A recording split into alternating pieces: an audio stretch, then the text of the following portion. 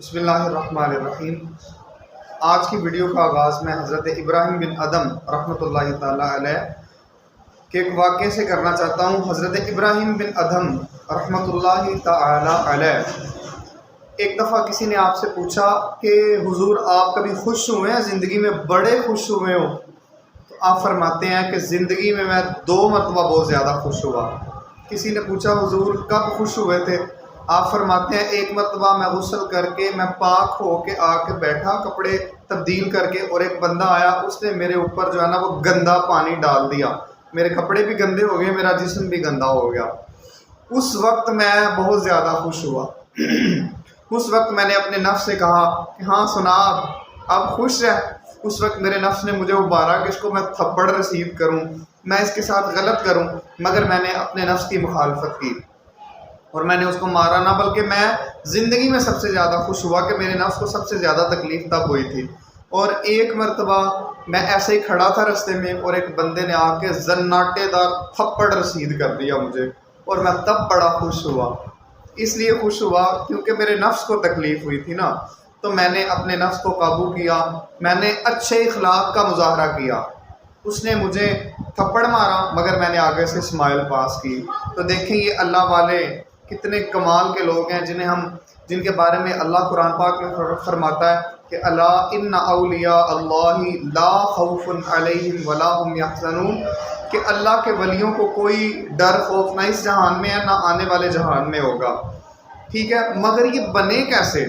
دیکھیں نا، یہ اخلاق کا کتنا کمال کا پہلو ہے جو آپ نے پیش کیا کہ اس نے تھپڑ مار دیا ایک نے تو آپ خوش ہوتے ہیں۔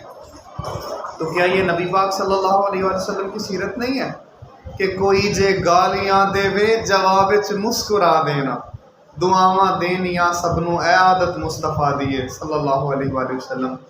حقیقتاً صاحبان آج کا جو دور چل رہا ہے نا، ہم اس لیے خسارے میں، اگر ہم معاشرے کی طرف نظر دوڑائیں نا تو اس وقت ہم تباہی کے دہانے پر جا پہنچے ہیں۔ تو اس کی وجہ کیا ہے؟ کیونکہ ہمیں نا حضور علیہ الصلوۃ والسلام، ہم امتی تو ہیں مگر ہمیں حضور علیہ الصلوۃ والسلام کی ذات اقدس سے وہ جو اخلاق کا ایک فیض نہیں تھا، وہ ایک جو نور تھا اخلاق کا، حسن اخلاق کا، وہ ہم لے نہیں سکے۔ اور جب ہم وہ فیض لے نہیں سکے، ہم پا نہیں سکے، تو ماں سوائے خسارے کے ہمارے ہاتھ اور آ کیا سکتا ہے؟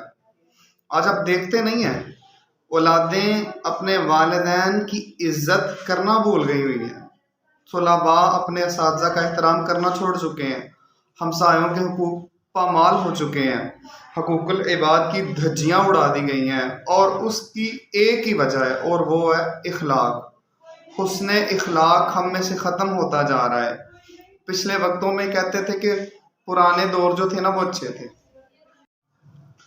وہ لوگ بھلے اس لیے تھے کیونکہ وہ پیروکار حضور علیہ الصلوۃ والسلام کے زیادہ تھے۔ آج ہم نے ان کی اطاعت و فرما برداری چھوڑ دی ہے تو ہم پورے زمانے میں ذلیل و خوار ہو کے رہ گئے ہیں۔ تو اگر معاشرے کو بہتر بنانا ہے، ماحول کو ٹھیک کرنا ہے، تو اس کے لیے اپنے اخلاق کو درست کرنا پڑے گا۔ ٹھیک ہے، تو کا جواب تو سے نہ دیا جائے، تو کا جواب آپ سے دیا جائے۔ صاحبان جس کے پاس جو ہوگا وہ وہی دے گا نا۔ کسی کے پاس اگر شکر ہے تو وہ شکر دے گا، کسی کے پاس مرچیں ہیں وہ مرچیں دے گا، اگر کوئی بد اخلاق ہے تو وہ بد اخلاقی ہی دے گا۔ آپ با اخلاق ہیں، آپ اچھا اخلاق دیں، حسن اخلاق دیں، حضور علیہ الصلوۃ والسلام کا اخلاق ان کے سامنے رکھیں، اور اگر آپ پیروکار بن جائیں تو سمجھیں آپ کو حضور علیہ الصلوۃ والسلام سے وہ فیض حسن اخلاق کا مل گیا۔ تو اپنے اخلاق کو درست بنائیں، معاشرہ خود بخود ٹھیک ہو جائے گا۔